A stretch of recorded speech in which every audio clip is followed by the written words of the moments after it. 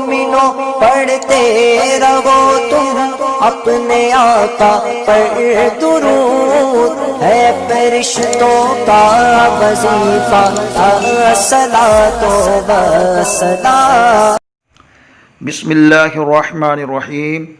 اللہم صلی علی سیدنا مولانا محمد بارک وسلم صلاۃ وسلام علیک یا رسول اللہ صلی اللہ تعالی علیہ وآلہ وصحبہ وسلم۔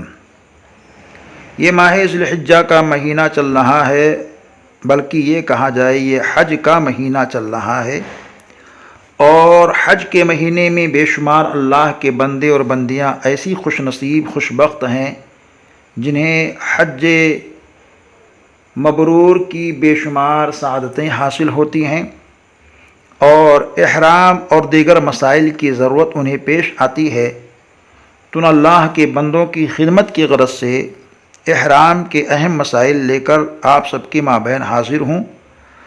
جو حج پہ جا رہے ہیں وہ بھی سنیں، جو نہیں جا رہے ہیں وہ جانے کا ارادہ بنا کر سنیں، انشاءاللہ تبارک و تعالی اس ارادے کے صلے میں بھی اللہ ان کو نیکی عطا فرمائے گا اور حج پہ جانے کا ذریعہ بنا دے گا۔ احرام کے مسائل چونکہ لمبے ہیں، اس وجہ سے کلپ تھوڑی لمبی ہو سکتی ہے، لہٰذا احباب پوری بات کو سنیں اور شیئر بھی کریں، ممکن ہے اس سے کسی کا بھلا ہو جائے۔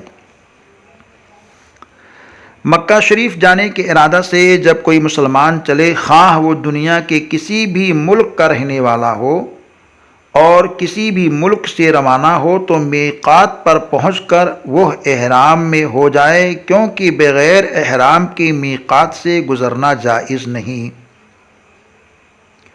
جن مسلمانوں کو معلوم نہ ہو کہ ہمارا میقات کون ہے یا میقات کا مساوی مقام ہمارے راستہ میں کہاں پڑے گا، انہیں چاہیے کہ میقات سے پہلے ہی احرام باندھ لیں۔ یاد رہے، مکہ معظمہ جانے والے اگر ایسی سواریوں سے سفر کر رہے ہوں جن سواریوں کا میقات یا اس کے برابر کسی مقام پر رکنا ممکن نہ ہو، یا ممکن ہو تو مگر وہ سواریاں ان مقامات پر رکتی نہیں، تو زائرین کو چاہیے کہ ان سواریوں پر سوار ہونے سے پہلے ہی احرام باندھ لیں، تاکہ احرام باندھنے میں سنن و مستحبات کی رعایت ہو سکے۔ ہوائی جہاز سے سفر کرنے والے چاہیں تو ہوائی جہاز میں یا ہوائی اڈہ پر یا اپنے مکان میں یا محلہ کی مسجد میں احرام باندھ لیں، ہر طرح جائز ہے، لیکن افضل وہاں سے احرام باندھنا ہے جہاں احرام کے سنن و مستحبات ادا کیے جا سکیں۔ بعض انجان لوگ دور دراز کا سفر کر کے جدہ ہوائی اڈے پر پہنچتے ہیں، اس کے بعد احرام باندھتے ہیں، تو ان پر واجب ہے کہ وہ کسی میقات یا میقات کے محاذ میں واپس لوٹیں اور پھر سے احرام باندھیں، اور خدا کی بارگاہ میں توبہ کریں کہ میقات سے بغیر احرام کے گزر کر گناہ کا وبال انہوں نے اپنے سر لیا۔ اگر انہوں نے ایسا نہیں کیا اور جدہ ہی کے باندھے ہوئے احرام پر عمرہ کر لیا تو ان پر ایک دم دینا لازم ہو گیا۔ اگر میقات سے بغیر احرام کے کوئی شخص گزر گیا اور وہ حل یا حرم میں پہنچ گیا اور پھر وہاں سے لوٹ کر کسی میقات پر واپس آیا اور احرام باندھ لیا تو اس کا دم ساقط ہو گیا، لیکن توبہ کرنا ضروری ہے۔ جو لوگ میقات کے باہر سے جدہ آئیں اور ان کا فوری ارادہ جدہ سے مکہ شریف آنے کا نہ ہو بلکہ مدینہ منورہ، طائف یا ریاض وغیرہ جانے کا ہو تو یا جدہ ہی میں ٹھہرنے کا ہو، تو ان کا میقات یا میقات کے محاذ سے بغیر احرام کے گزرنا جائز و درست ہے۔ وہ حاجی جو مکہ معظمہ جانے سے قبل مدینہ منورہ حاضر ہونا چاہتے ہیں، وہ اپنی اپنی میقات سے بغیر احرام کے گزر سکتے ہیں۔ پھر جب مدینہ منورہ سے مکہ شریف کے لیے روانہ ہوں گے تو انہیں بیر علی، جسے ابیار علی کہتے ہیں، وہاں سے احرام باندھنا ہوگا۔ آفاقی حاجی یا معتمر جو جدہ ہوتے ہوئے مکہ مکرمہ جانا چاہتے ہوں، انہیں اپنے میقات یا میقات سے قبل ہی احرام باندھنا چاہیے۔ پھر اگر وہ جدہ میں 2-1 روز ٹھہرنے کا بھی ارادہ رکھتے ہوں تو انہیں احرام ہی کی حالت میں ٹھہرنا چاہیے۔ احرام کا طریقہ یہ ہے کہ ناخن ترشوائے، جسم کے زائد بالوں کو دور کرے، اچھی طرح غسل کر لے، ہو سکے تو خوشبو وغیرہ بھی جسم پر لگا لے، پھر وضو کرے اور احرام کی نیت سے 2 رکعتیں پڑھے، پھر نماز سے فارغ ہو کر سر کھول کر عمرہ یا حج کی نیت کرے اور تلبیہ پڑھے۔ بس اتنا کرنے سے وہ احرام میں داخل ہو گیا۔ اگر کسی وجہ سے ناخن نہ ترشوا سکا، حجامت نہ بنوا سکا یا غسل نہیں کر سکا، بلکہ صرف وضو کر کے 2 رکعتیں پڑھ لی اور عمرہ یا حج کی نیت کر کے تلبیہ شروع کر دیا، جب بھی احرام میں داخل ہو گیا۔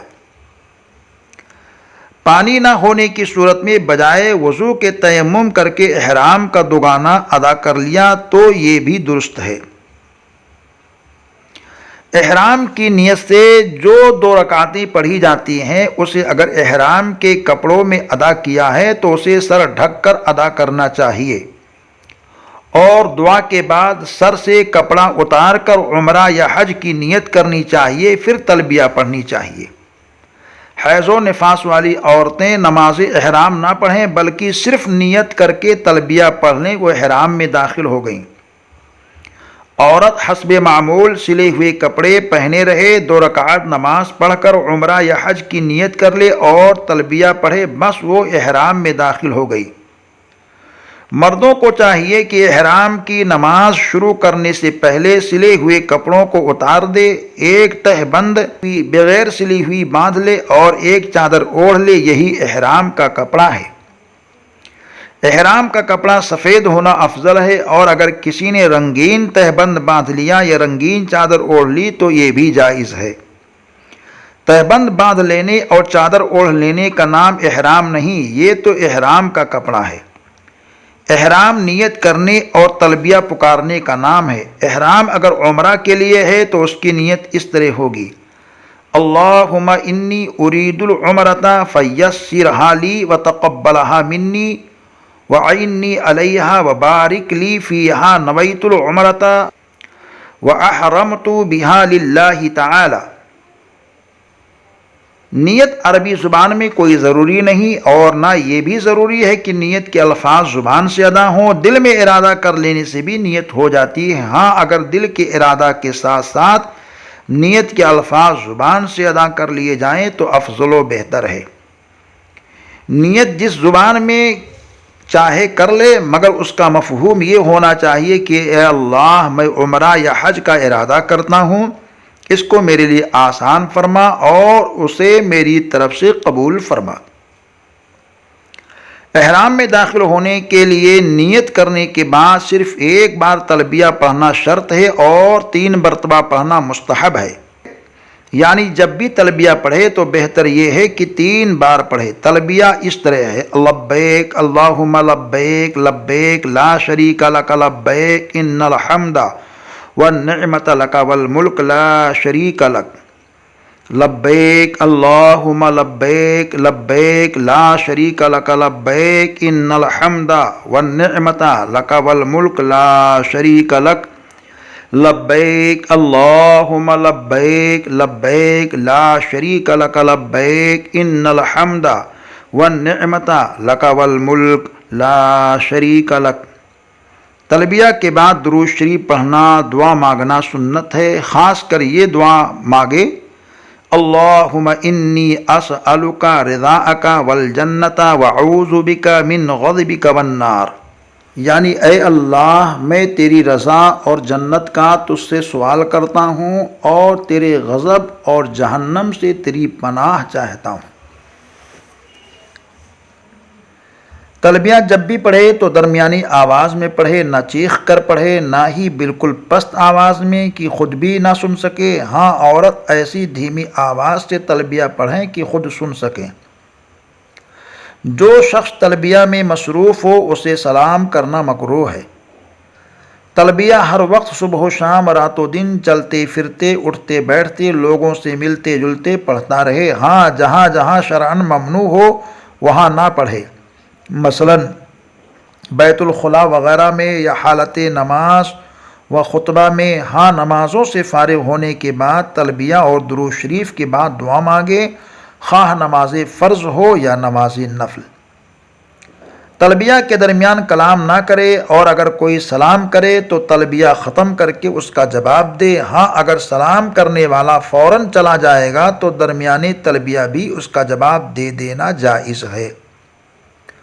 تلبیہ اور درود پاک کا پاکی و ناپاکی، وضو و بے وضو ہر حال میں پڑھنا درست ہے۔ محرم کو چاہیے کہ ناپاکی اور بے وضو ہونے کی وجہ سے لبیک کی فضیلت سے محروم نہ رہے۔ حدیث پاک میں آیا ہے کہ جب کوئی محرم لبیک اللہم لبیک لا شریک لک لبیک ان الحمد والنعمت لک والملک لا شریک لک کہتا ہے تو اس کے دائیں بائیں زمین کے آخری کنارے تک جو بھی جاندار و غیر جاندار پیڑ پودے اور تمامی چیزیں ہیں وہ سب لبیک کہتے ہیں، اور ان سبھوں کا ثواب لبیک کہنے والے مسلمان کو ملتا ہے۔ عورتوں کو حالت احرام میں بھی پوری طرح پردہ میں رہنا چاہیے۔ بالوں کی حفاظت کے لیے رومال یہ وہ خاص کپڑا باندھ لے جو محرمہ عورتوں ہی کے لیے بنایا جاتا ہے، تو بہتر ہے کہ اس سے بالوں کی حفاظت بھی ہوتی ہے، اور بسا اوقات غیر محرموں کے سامنے اس پر ہلکا کپڑا ڈال لینے سے چہرے کا پردہ بھی ہو جاتا ہے، اور وہ کپڑا چہرے سے لگنے بھی نہیں پاتا ہے۔ بعض انجان عورتیں یہ سمجھتی ہیں کہ حالت احرام میں پردہ نہیں، یہ ان کی نادانی اور لاپرواہی ہے۔ ایسی عورتیں بے پردہ رہ کر خود بھی گنہگار ہوتی ہیں اور نظر ڈالنے والے مردوں کو بھی گنہگار بناتی ہیں۔ حالت احرام میں بھی عورتوں پر ضروری ہے کہ وہ اپنے سروں کو ڈھانکے رہیں اور بالوں کو بے پردہ ہونے سے بچائیں، البتہ ایسا نقاب، برقع یا چادر نہ لپیٹے جس کا کپڑا چہرہ سے لگے۔ ہاں نامحرموں سے پردہ کے لیے دستی، پنکھا یا اس خاص سربند کا استعمال کیا جا سکتا ہے جس کا نقاب چہرے کو نہیں لگتا۔ احرام میں داخل ہو جانے کے بعد میں احرام کی ممنوعات سے بچنے کا اہتمام کرنا لازم و ضروری ہے۔ مرد کو سلا ہوا کپڑا پہننا ممنوع ہے، چاہے وہ ایک ہی عضو کے لیے بنایا گیا ہو، مثلا دستانہ یا موزہ وغیرہ۔ اگر سینے کے بجائے بن کر یا چپکا کر مثلا گنجی، موزہ وغیرہ تیار کیا گیا ہو تو اس کا استعمال بھی ممنوع ہے۔ ہاں چپکائے یا سلے ہوئے چپل وغیرہ کا استعمال جائز ہے، جبکہ وہ تلوے کی پشت کی ابھری ہوئی ہڈی کو نہ چھپائے۔ مردوں کے لیے سر اور چہرے کا ڈھانکنا ممنوع ہے، البتہ عورتوں کو سر اور بالوں کا چھپانا ضروری ہے، صرف چہرے پر کپڑا نہ ڈالے، دوسرے طریقہ سے چہرے کا پردہ کر سکتی ہیں۔ جسم کے کسی حصہ سے بال دور کرنا چاہے جس طرح ہو، مرد و عورت دونوں کے لیے ممنوع ہے۔ حالت احرام میں خوشبو کا استعمال کرنا مرد و عورت دونوں کے لیے ممنوع ہے۔ گرد و غبار اور میل کچیل دور کرنے کی نیت سے غسل کرنا منع ہے۔ ہاں اگر جمعہ کا دن ہو یا سخت گرمی ہو تو سنت کی ادائیگی اور سکون حاصل کرنے کے لیے غسل کرنا چاہیے تو کر سکتا ہے۔ جو ناخن اجڑ گئے ہوں اور دوبارہ اس کا جٹ جانا ممکن نہ ہو تو اسے اجاڑ دینے میں حرج نہیں ہے۔ میاں بیوی کے درمیان ہم بستری، مباشرت فاحشہ یا شہوت رانی ممنوع ہے۔ حالت احرام میں اگر احتلام ہو جائے تو اس سے احرام میں کوئی فرق نہیں آتا اور نہ کوئی صدقہ واجب ہوتا ہے۔ احرام کی حالت میں ٹیکا لگوانا، انجیکشن لینا جائز ہے۔ احرام میں غسل فرض ہے اور غسل سنت ہے۔ گرمی ہو تو ٹھنڈک حاصل کرنے کے لیے بھی غسل کرنا درست ہے، البتہ جسم سے میل کچیل دور نہ کرے اور خوشبودار صابن، شیمپو وغیرہ سے تو بہت دھیان کے ساتھ بچنا لازمی ہے۔ اگر داڑھیوں میں خلال کرنے سے بال گرتے ہوں تو خلال کرنے سے بچے یا اس احتیاط سے خلال کرے کہ بال نہ گریں۔ سر یا داڑھی کے بالوں کے گرنے کا خطرہ ہو تو کنگھی نہ کرے اور نہ انگلیوں سے کھجلائے۔ احرام میں مسواک کرنا سنت ہے، آئینہ دیکھنا جائز ہے اور ضرورت پڑنے پر دانت اکھڑوانا بھی جائز ہے۔ حالت احرام میں ضرورت پڑنے پر کمبل یا لحاف اوڑھنا جائز ہے اور توشک وغیرہ کا بچھانا بھی درست ہے۔ اسی طرح 2 تہبند 2 چادر کا بیک وقت استعمال بھی روا ہے۔ محرم نے اپنا یا کسی دوسرے کا کرتا عبا وغیرہ اپنے کندھے پر رکھ لیا تو اس میں کوئی حرج نہیں۔ روپیہ، پیسہ یا پاسپورٹ وغیرہ کی حفاظت کے لیے تہبند پر پٹی وغیرہ باندھنا جائز ہے۔ احرام کی حالت میں کسی خوشبو کو ہاتھ نہ لگائے اگرچہ اس سے خوشبو حاصل کرنے کا ارادہ نہ ہو۔ احرام کے کپڑے اگر گرد آلود ہو جائے یا پسینہ کی وجہ سے بو دینے لگیں یا ناپاک ہو جائیں تو اسے ہٹا کر دوسرا استعمال میں لا سکتے ہیں، اس میں کوئی حرج و ممانعت نہیں۔ کعبہ شریف اور غلاف کعبہ کو بوسہ دینا جائز ہے، مگر حالت احرام میں غلاف کعبہ کو ہرگز سر یا چہرے سے نہ لگائیں کہ یہ مکروہ تحریمی ہے۔ حالت احرام میں گھڑی باندھنا، چشمہ لگانا درست ہے، البتہ جو تعویذ کپڑے وغیرہ میں سلے ہوں اسے اتار دے۔ ہاں، جو تعویذیں انگوٹھی میں ہوں اس کے استعمال میں حرج نہیں۔ احرام کی حالت میں چھتری کا استعمال جائز ہے اور کسی درخت وغیرہ کے سائے میں بیٹھنا بھی جائز ہے۔ احرام میں مرد کو جوتا، بوٹ جو قدم کے بیچ کی ہڈی کو چھپائے یا موزے دستانے پہننا ممنوع ہے۔ بہتر یہ ہے کہ ہوائی چپل کا استعمال کرے یا ایسے چپلوں کا استعمال کرے جو قدم کی ابھری ہوئی ہڈی کو نہ چھپائے۔ گناہ کے کاموں سے ہمیشہ ہی بچنا لازم ہے، لیکن احرام کی حالت میں ہر گناہ سے سختی کے ساتھ پرہیز لازمی ہے۔ لڑائی جھگڑا، گالی گلوچ یوں بھی منع ہے، لیکن حالت احرام میں اس کی ممانعت اور زیادہ سخت ہو جاتی ہے۔ اگر کسی عورت نے حیض و نفاس کی حالت میں عمرہ کا احرام باندھا، پھر مکہ معظمہ پہنچنے تک پاک نہیں ہوئی تو انتظار کرے، جب پاک ہو جائے تو غسل کر کے طواف و سعی کر لے اور 1 انگل کے پورے کے تعداد کے مطابق اپنی چوٹی سے پورے سر کے بال کٹوا کر احرام سے باہر آئے۔ اگر عورت نے 1 پورے سے کم بال کٹوایا تو وہ احرام سے باہر نہیں ہوئی، یا اگر 1 پورا تو بال کٹا مگر چوتھائی سر سے کم حصے کا بال کٹا، جب بھی وہ احرام سے باہر نہیں ہوئی، لہٰذا انہیں چاہیے کہ اپنی چوٹی کے آخر سے ایک پورے سے قدر زائد اوپر سے بال کٹوائیں، جس سے پورے سر کے 1 پورا بال یا کم از کم چوتھائی سر کے 1 پورا بال لمبائی میں کٹ جانے کا یقین ہو جائے۔ چھوٹا بچہ جو نہ سمجھ ہو اس کا ولی اس کی طرف سے احرام باندھے، ویسے حصول برکت کے لیے اسے بھی احرام کا کپڑا باندھ دے۔ نابالغ بچہ اگر ہوشیار ہو اور سمجھدار ہے تو وہ خود احرام باندھے اور عمرہ و حج کے تمام احکام مثل بالغ کے ادا کرے۔ ولی کو چاہیے کہ احرام کے ممنوعات سے بچہ کو بچائے، لیکن اگر کسی امر ممنوع کو وہ کر گزرے گا تو اس کی جزا واجب نہ ہوگی، نہ بچہ پر نہ ولی پر۔